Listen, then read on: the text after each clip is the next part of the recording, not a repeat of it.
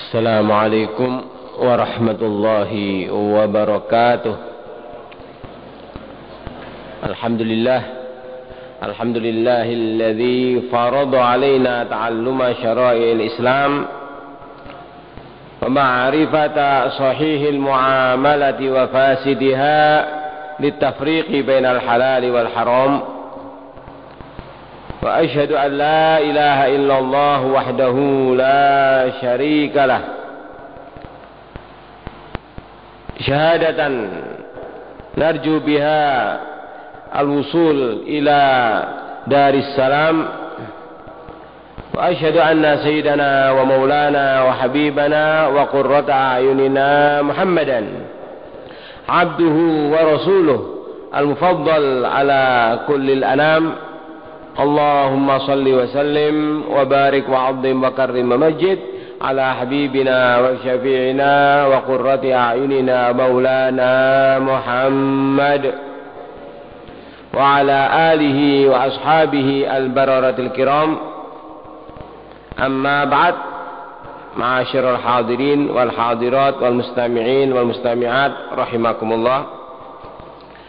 Para hadirin hadirat serta para pendengar yang mudah-mudahan senantiasa mendapatkan rahmat dari Allah Dzul Jalali wal Ikram, amin. Sebagaimana pelajaran-pelajaran yang telah lewat, bahwasanya daripada kesunahan al-Jumu'ah yaitu wal insad. Al-insad yaitu as-sukut, diam, ya. Serta apa? Wal insad bitarkil kalam wa dzikir lis-sami' wa bitarkil kalam duna dzikir li ghairihi. Hendaknya diam guna apa? Memantapkan akan pendengaran kita terhadap apa yang diucapkan oleh al-khatib.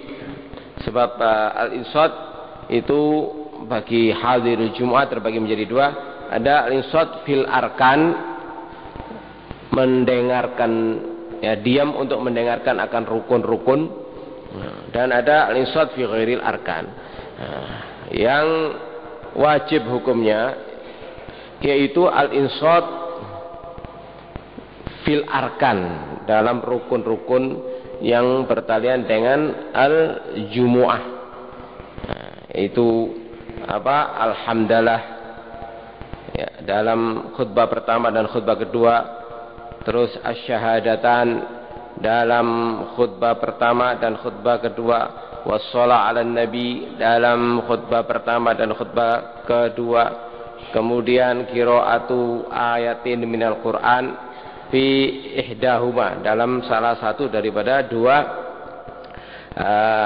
khutbah tadi, yang mana dalam hal ini untuk mengimbangi akan rukun yang namanya doa lil mu'minin lil muslimin wal muslimat di khutbah kedua, maka disunnahkan, dianjurkan penggunaan rukun qiraatu ayah minal Quran minimal tadi itu, ya, di khutbah yang pertama. Jadi seimbang seperti yang sudah kita terangkan.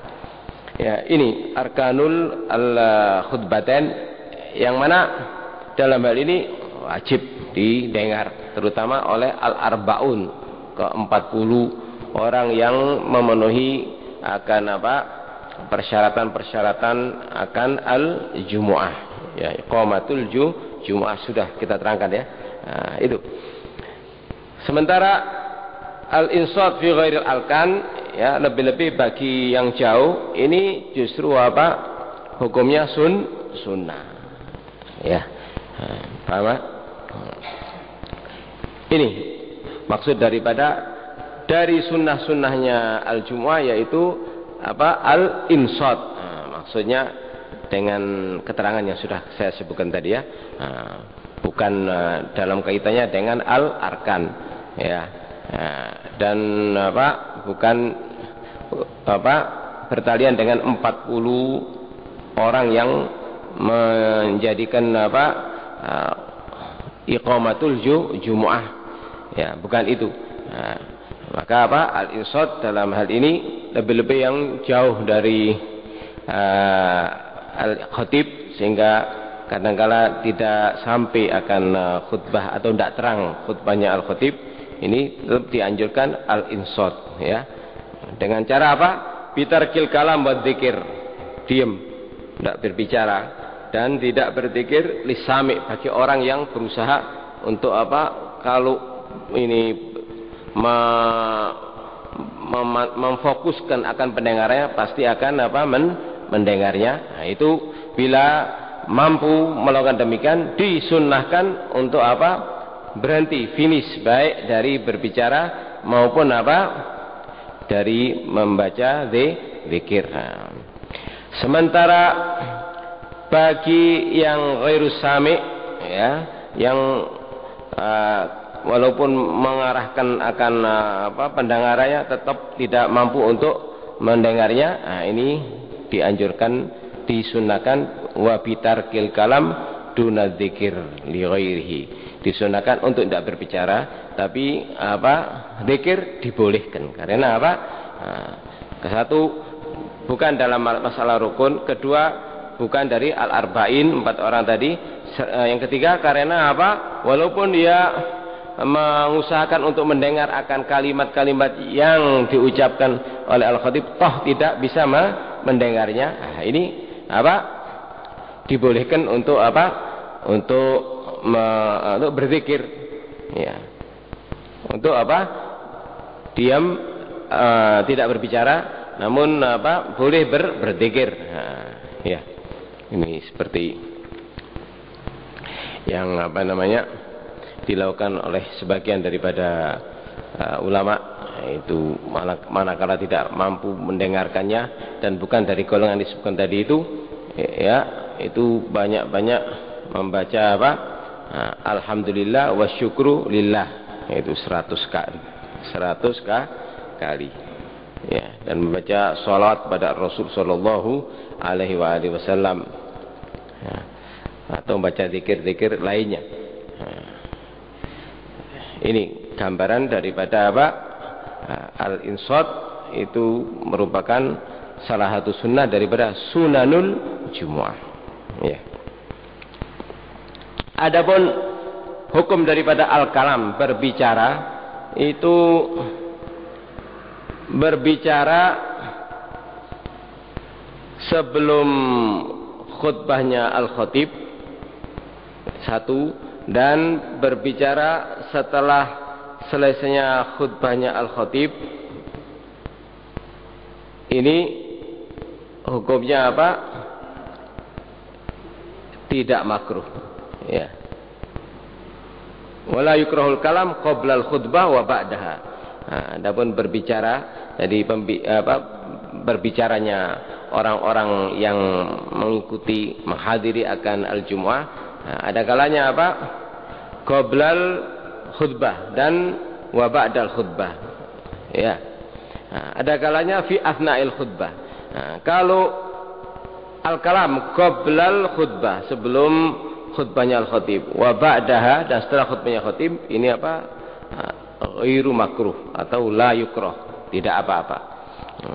Lain dengan al-kalam di saat khutbatul al-khatib. Al-kalam di saat khutbatul khatib itu dilihat. Kalau al-kalam tadi itu mufawwid lil istima' ilal arkani, nah, ini hukumnya haram. Bila berbicara di saat khatib berkhutbah, ya, dia apa? Dengan pembicaranya tadi itu sehingga menghilangkan akan apa? Pendengaran atau taunya dia akan apa yang diucapkan tadi oleh al-khatib adalah rukun, ini hukumnya haram. Tapi bila kalam tadi itu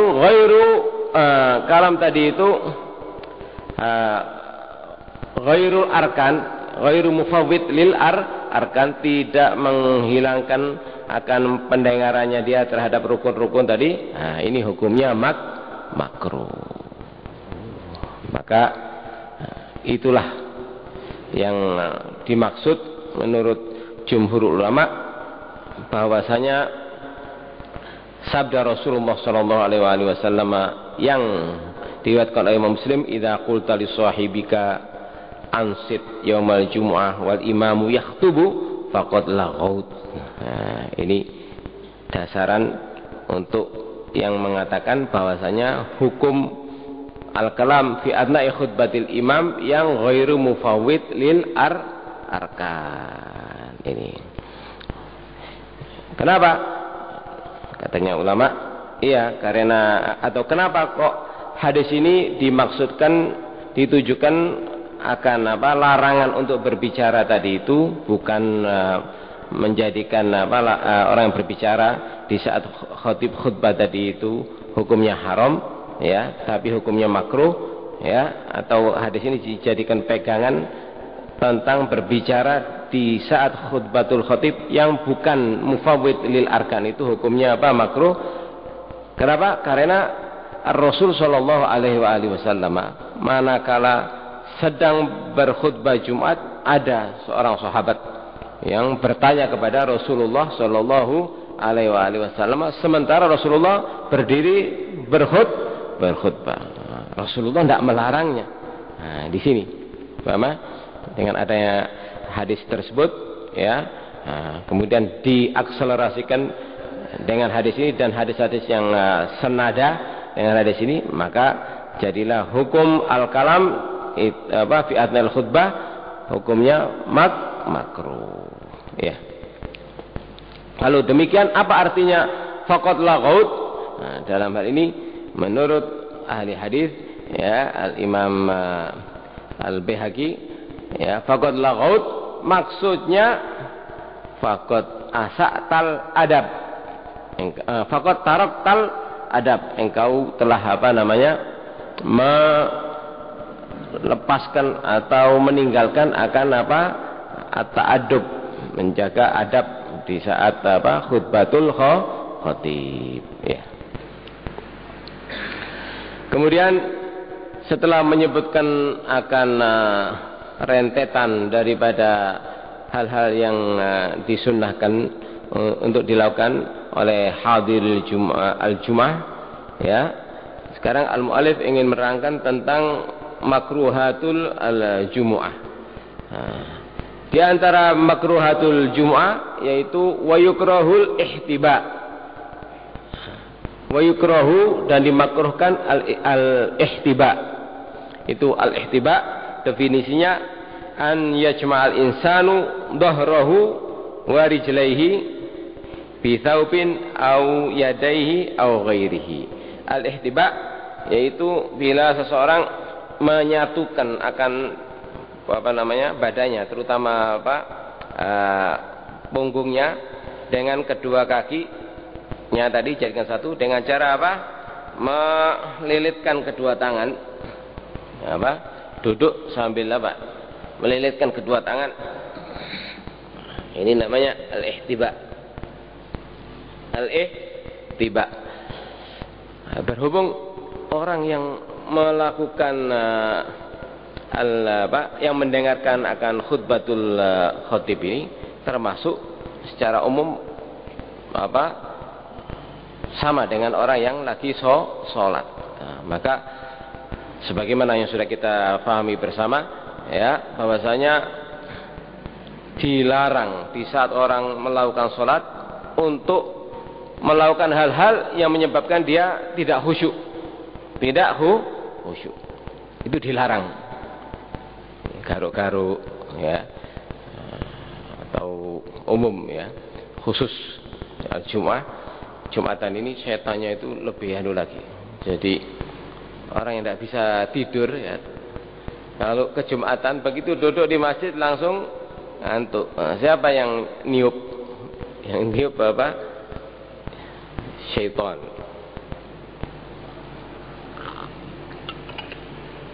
Itu pasti siapapun orangnya. Ya, kalau tidur pakai, tidak bisa tidur kecuali pakai Valium berapa itu. Nah, itu tidak usah repot-repot, tidak usah entek-entek itu. Ya, itu dari anunya syaitan. Masuk masjid langsung ngantuk. Ya, ini.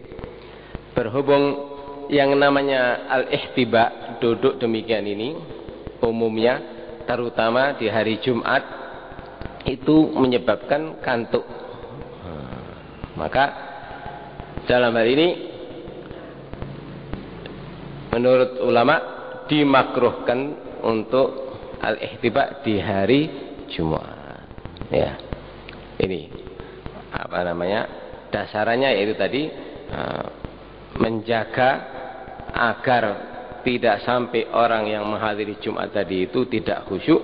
Maka apa saja yang menjadikan dirinya tidak khusyuk bila dilakukan di saat istima' pada khutbatul khatib, hukumnya makruh. Apa saja, ya.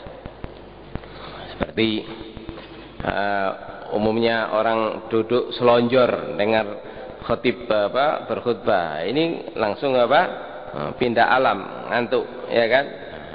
Itu hukumnya makruh. Atau waktu duduk dengarkan khutbah yattaqi, apa yattaqi? Ini apa namanya? Jadi daripada ngantuk, jadi ini dibuat penopang, apa namanya? Al-ittika. Ya. Ini bila dilakukan di saat mendengarkan khatib, hukumnya makruh juga. Ya. Begitu pula menganukan kedua tangan di belakangnya. Ini karena umumnya menjadikan dia tidak khusyuk, hukumnya makruh. Ya.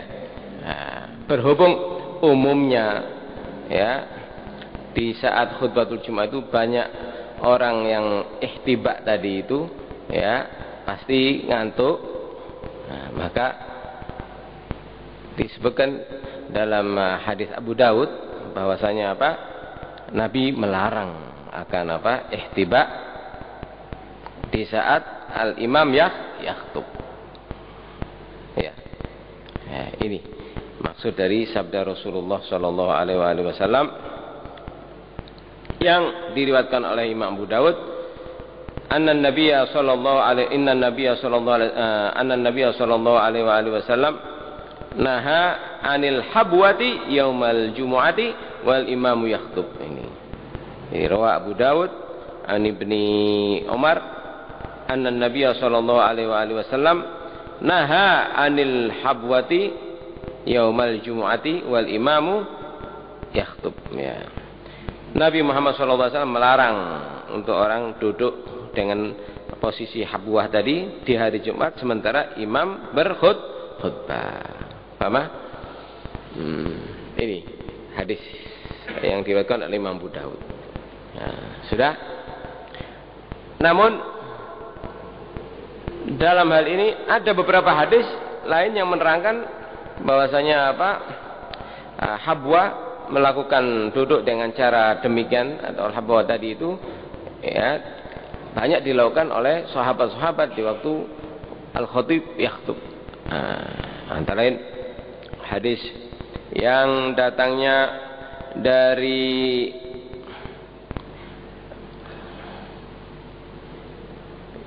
yang diriwayatkan oleh Imam Abu Dawud pula, ya, dari Ya'la. Rawahu Abu Dawud an Ya'la annahu qala syahidtu ma'a Muawiyata Baitul Maqdis fa jama'a bina fa nadartu fa idza jullu man fil masjidi ashabu Rasulillah sallallahu alaihi wasallam. Ya. Wa ra'aituhum muhtabina wal imamu yakhutub. Berkata si Ya'la, syahidtu ma'a Muawiyah, aku menyaksikan, ya, bersama Muawiyah di Baitul Maqdis, ya. Waktu dia berada di mana Baitul Maqdis bersama kaum muslimin, ya. Terus si Muawiyah mengumpulkan para sahabat, ya, di masjid tadi guna melakukan salatul Jumat. Fa idza jullu man fil masjid, kebanyakan yang di masjid tadi itu ashab Rasulullah sallallahu alaihi wasallam. Sahabat-sahabat Rasulullah sallallahu alaihi wasallam. Fara'aitu muhtabina wal imam yakhutub. Aku melihat mereka itu duduk dengan posisi habwa sementara imam berkhutbah. Ya. Maka dari adanya hadis ini dan tadi hadis yang disebutkan semula, ini seakan-akan ada yang pertentangan. Padahal kalau diperhatikan dalam hal ini apa saja yang menyebabkan orang itu di saat mendengarkan khutbatul khatib tidak khusyuk, ini hukumnya makruh. Paham? Apa saja, bukan habwa saja. Paham? Namun kalau seandainya dia sudah terbiasa dengan berhabwah tadi itu tidak mengantuk, ya tidak apa-apa. Cuman hadis yang pertama tadi itu menggambarkan akan umumnya orang kalau sudah duduk demikian ini mudah mengantuk. Maka bila orang tersebut dengan duduk berhabwah tadi menjadikan dirinya mengantuk, ini baru makruh untuk dirinya. Tapi bagi yang lain-lainnya, ya, bila dia sudah terbiasa duduk demikian dan tidak mengantuk, ya tidak ada masalah. Jadi gambaran hadis yang pertama tadi itu untuk menunjukkan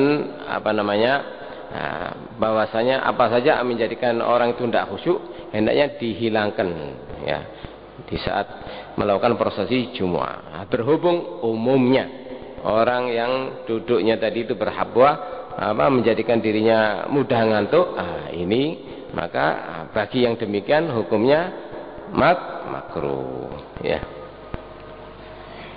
Wallahu a'lam bishawab. Al-Fatihah.